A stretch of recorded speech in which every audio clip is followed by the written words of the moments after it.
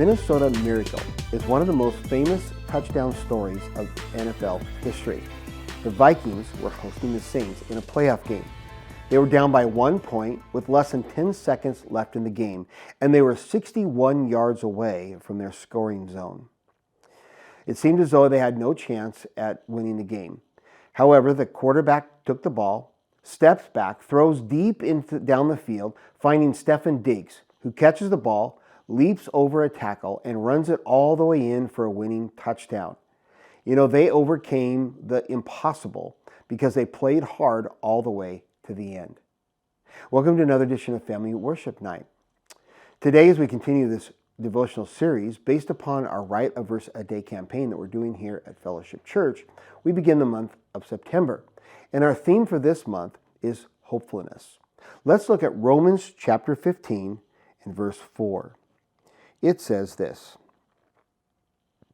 "For whatever was written in former days was written for your instruction, that through endurance and through the encouragement of the Scriptures, we might have hope."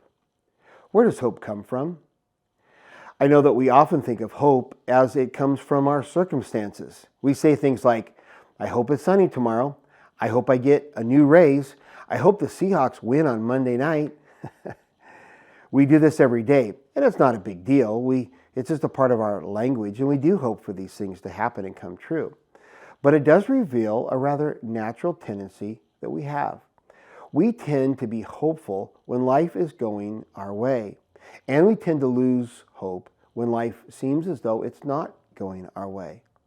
But God knows that we will face challenges and trials and hardships of many kinds, and He wants to help us stay hopeful even during difficult times. Well, our text says that when we look to Scriptures, and that God has given us the Scriptures, not only for our instruction, but also to help build hope. Our text leads us to trusting in God and seeing what He has done before and knowing that He will be with us and He will do those things again in our future. As we look to Scriptures, we see the faithfulness of God in the past and hope that He will be faithful again. We see that God fulfilled promises, and we can be hopeful that He will keep His promises anew. God showed His love for us through Jesus Christ.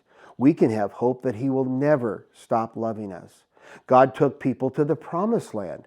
We can have a hope that God will take us all the way into heaven.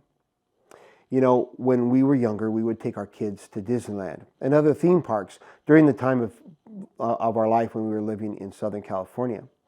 Boy, when you go to Disneyland, they have some really long lines. Everybody knows this. You spend your day waiting in line.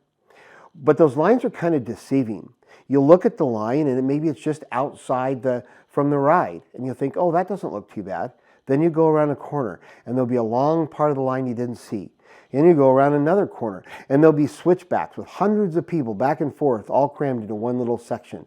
Then after that, you think you're finally there. Maybe you go through a tunnel or off another section or around some other areas. And the line just keeps going and going. And every turn only makes it feel like you'll never get to the end. But we would patiently wait because we knew at the end of that line, we didn't always know how far it would be, how long it would take, how difficult it would be to get there. But we knew at the end of the line, we would finally get to the ride. That's what the Scriptures do for us. They help us be hopeful that no matter the twists and turns of life, we will make it all the way to the end if we hang on to Jesus Christ. God bless you. Thank you for joining for this episode of Family Worship Night, and we'll see you again next week.